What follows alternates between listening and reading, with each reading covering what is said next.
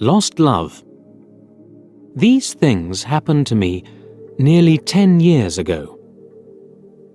I lived in a city, but the city was hot in summer. I wanted to see the country. I wanted to walk in the woods and see green trees.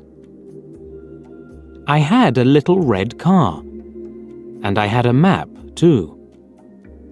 I drove all night out into the country.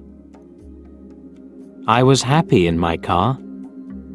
We had a very good summer that year. The country was very pretty in the early morning.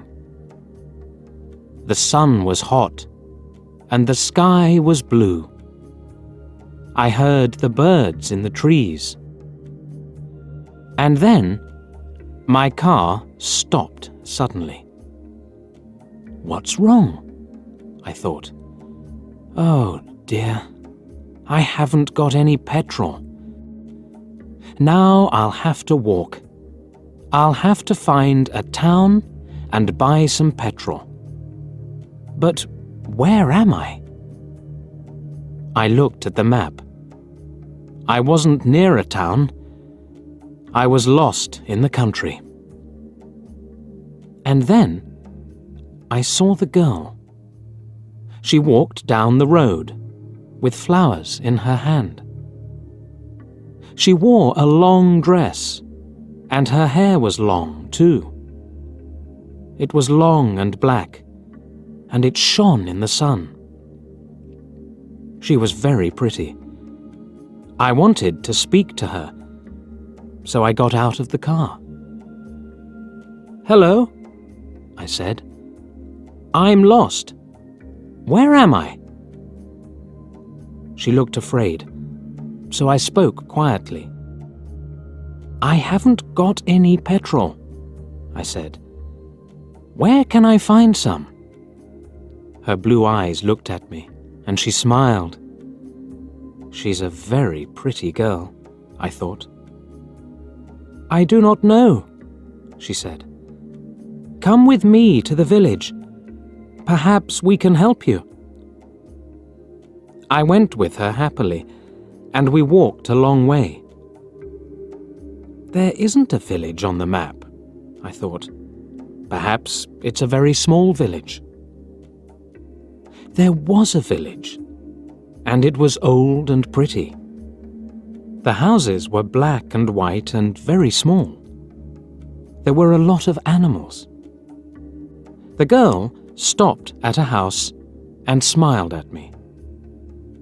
"Come in, please," she said. I went in. The house was very clean, but it was strange too.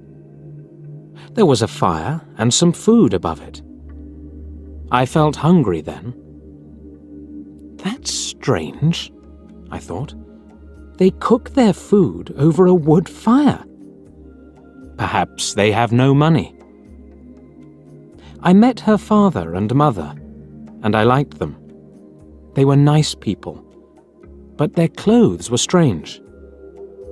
"Sit down," said the old man. "Are you thirsty after your walk?" He gave me a drink, and I said, "Thank you." But the drink was strange too. It was dark brown and very strong. I didn't understand, but I was happy there. I asked about petrol, but the old man didn't understand. "Petrol?" he asked. "What is that?" This is strange, I thought. Then I asked, "Do you walk everywhere?" The old man smiled. "Oh, no. We use horses," he said. Horses? I thought. Horses are very slow. Why don't they have cars? But I didn't say that to the old man.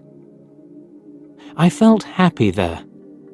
I stayed all day, and I ate dinner with them that evening. Then the girl and I went out into the garden. The girl's name was Mary. "This is nice," she said. "We like having visitors. We do not see many people here." We spoke happily. She was very beautiful. But after a time, she began to talk quietly, and her face was sad. "Why are you sad?" I asked her. "I cannot tell you," she said. "You are only a visitor here. We have to say goodbye tonight. You have to go now." I didn't understand. I loved her, I knew that, and I wanted to help her. Why did I have to go? But Mary said again in a sad voice, "You have to go. It is dangerous here." So I said, "I'll go to the next town and find some petrol. Then I'll come back." She didn't speak. "I love you, Mary," I said, "and I'll come back to you. You won't stop me." She said goodbye to me at the door. Her face was very sad, and I was sad too. I didn't want to go. It was midnight. The night was very dark, but I walked and walked. I was very tired when I saw the lights of a town. I found some petrol, and then I asked the name of the village. But the man at the garage gave me a strange look. "What village?" he asked. I told him about the village. I told him about the old houses and the people with strange clothes.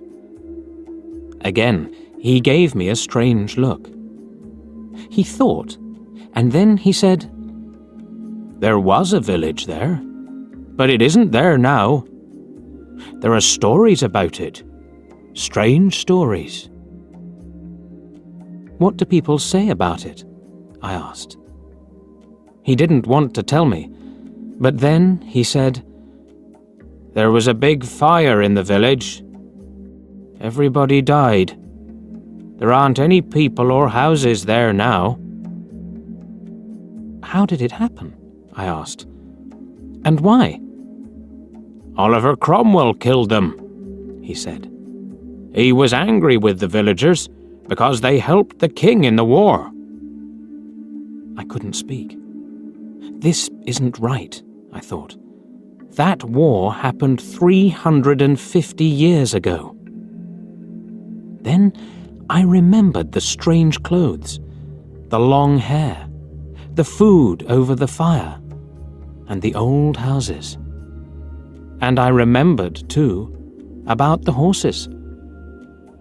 "But I don't understand," I cried.